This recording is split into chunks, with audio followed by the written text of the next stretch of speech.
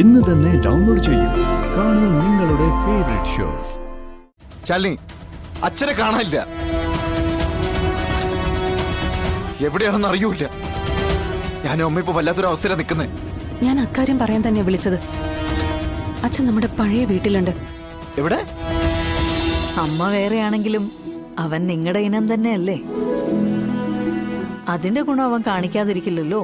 എന്തായാലും അവന്റെ വരവിൽ എന്തൊക്കെയോ ലക്ഷ്യങ്ങളുണ്ട്.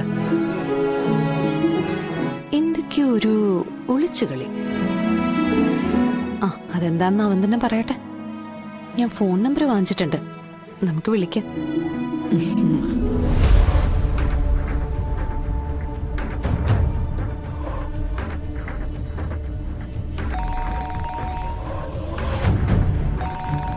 ഓ, ശ്യാമയാണല്ലോ. ഇനി അടുത്ത എന്ത് പ്രശ്നമാണാവോ? ശ്യാമയുടെ ഫോൺ വരുമ്പോ പേടിയാ. എന്തൊക്കെയാ അവൾ അവിടെ നിന്ന് പറയുന്നതെന്ന് അറിയില്ലല്ലോ. അമ്മ എന്തായാലും എടുക്ക്. ആ മോളെ, എന്താ വിളിച്ചത്? അമ്മേ, അമ്മേ, ഞാൻ നേരത്തെ വിളിച്ചപ്പോ അച്ഛൻ വന്നു പറഞ്ഞില്ലേ? ആ, രാഘവേട്ടൻ. അമ്മ, അച്ഛൻ എന്തോ ഓർമ്മ പെശക് സംഭവിച്ച പോലെയാ സംസാരിക്കുന്നെ. വീട്ടിൽ വന്ന് സത്യാമ്മയെ തിരക്കുന്നു, ചവറൊക്കെ വാരിക്കൂട്ടിട്ട് കത്തിക്കാൻ പറയുന്നു. പഴയ പോലെ സ്വന്തം വീടാണെന്ന് കരുതി ഓരോന്ന് ചെയ്യുവാ. ഇന്നിവിടെ ഇപ്പൊ മറ്റാരും ഇല്ലാത്തത് ഭാഗ്യം. ആരെങ്കിലും ഉണ്ടായിരുന്നെങ്കിൽ ഞാൻ എന്ത് ചെയ്യും അമ്മേ? ആ മോളെ, ഇവിടെ ശാലിനി ഉണ്ട്. നീ അവളോട് കാര്യം പറ. വിഷ്ണുവിനെ വിളിച്ച് അവള് കാര്യങ്ങൾ പറയും. ഞാൻ കൊടുക്കാം. എന്താ? അത് രാഘവേട്ടൻ ശ്യാമയുടെ അവിടെ ഉണ്ട്. എന്തോ ഓർമ്മക്കുറവ് പോലെയൊക്കെ പറയുന്നുണ്ടെന്ന്.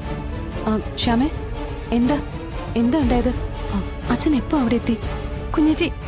കുഞ്ഞച്ചി, അച്ഛൻ വല്ലാത്തൊരവസ്ഥയില ഇപ്പൊ ഇവിടെ വന്നിരിക്കുന്നത്. ഇവിടെ വന്നിരുന്ന സത്യാമ്മയൊക്കെ തിരക്കുക. സ്വന്തം വീടെന്നുള്ള രീതിയിൽ അച്ഛൻ ഓരോന്ന് പ്രവർത്തിക്കുകയൊക്കെ ചെയ്യുന്നത്. ആ ഉപേന്ദ്രനോ സുസ്മിതയോ ഒക്കെ വന്ന വലിയ കുഴപ്പമാവും. അതുപോലെ രോഹിത്തും ഇവിടെ ഇല്ല. ഞാൻ ആകെ പേടിച്ചിരിക്കുക. നീ ടെൻഷൻ അടിക്കാതെ. അച്ഛൻ പുറത്തേക്കൊന്നും പോവാതെ നോക്കണം. ഞാൻ ഇപ്പൊ വരാം.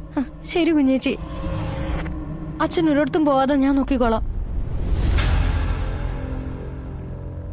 അച്ഛൻ ഈ ഇടയായിട്ട് കുറച്ച് ഓർമ്മക്കുറവും പരസ്പര ബന്ധമില്ലാത്ത സംസാരവും ഒക്കെ ഉണ്ടമ്മേ. അതിന്റെ ഈ ഇറങ്ങി നടപ്പും. ഞാൻ ചെന്ന് അച്ഛനെ വിളിച്ച് വീട്ടിലാക്കാൻ നോക്കട്ടെ.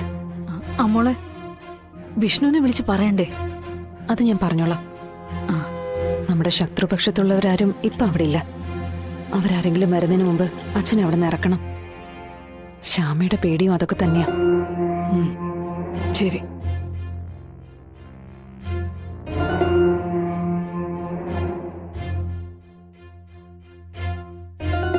അപ്പൊ പറഞ്ഞു വന്ന എന്താന്ന് വെച്ചാ, എന്റെ അച്ഛന്റെ ആദ്യത്തെ ഭാര്യയാണ് ശാരദാമ്മ.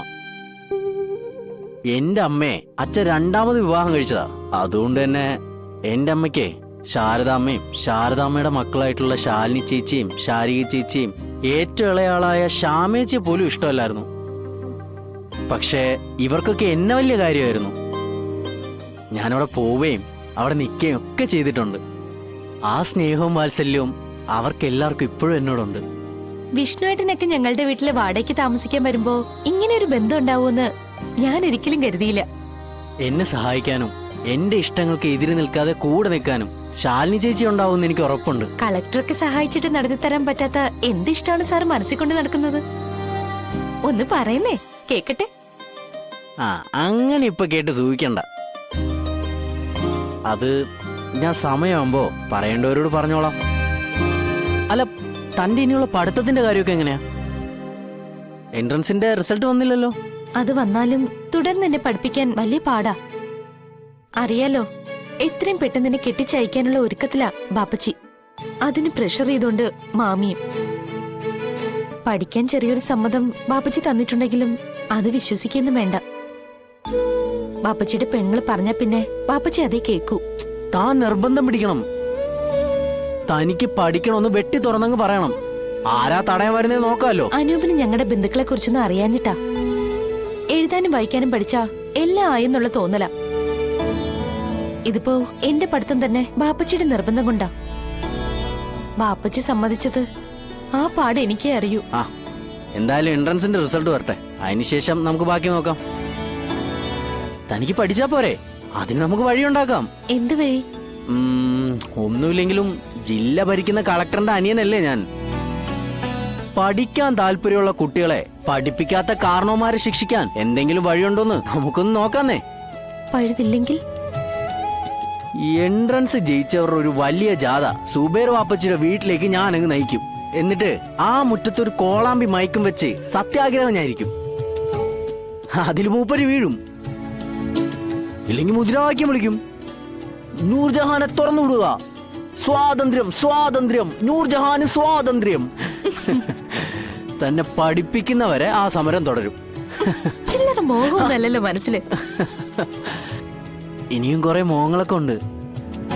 അതൊക്കെ വഴിയെ പറയാം. തൽക്കാലം നമുക്ക് പോവാം. അല്ലെങ്കിൽ സുബേർക്ക് തന്റെ ചെവി പൊന്നാക്കും. എന്റെ ഇഷ്ടങ്ങൾക്കൊപ്പം നിൽക്കാൻ ബാപ്പച്ചിക്ക് താല്പര്യക്കുറവൊന്നുമില്ല. പക്ഷേ സ്വന്തക്കാരെ പേടിയാ. അവര് പറയുന്നതേ കേൾക്കൂ. എന്റെ പല മോഹങ്ങൾക്കും ഞാനും കൂച്ചുവിലങ്ങിട്ടിരിക്കുക. ആ വിലങ്ങ് പൊട്ടിക്കാനുള്ള ധൈര്യം എന്തെങ്കിലും പടച്ചോനുണ്ടാക്കട്ടെ, അല്ലേ?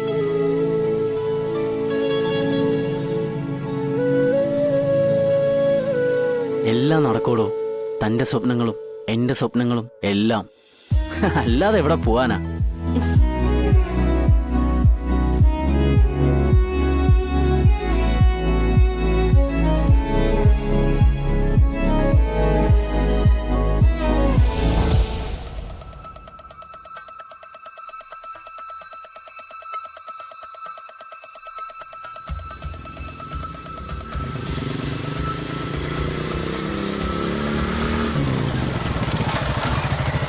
എടാ വിഷ്ണു, അച്ഛൻ.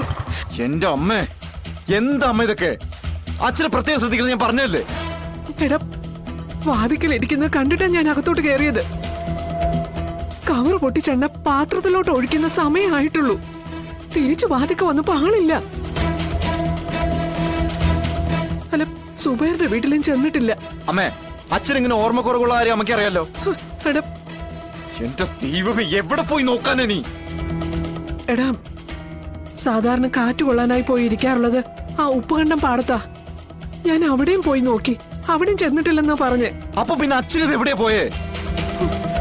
എനിക്ക് വയ്യ. ഓരോ ദിവസവും ഓരോ പ്രശ്നങ്ങളാ. എടാ, ചിലപ്പോ ഓർമ്മക്കുറവിൽ പറ്റിപ്പോയതായിരിക്കും. എവിടെയെങ്കിലും പോയി നിന്നിട്ട് തിരിച്ചു വരാൻ സ്ഥലം അറിയുന്നുണ്ടാവില്ല.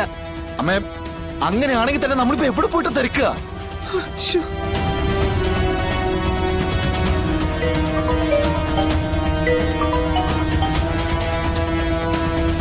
ആരാടാ?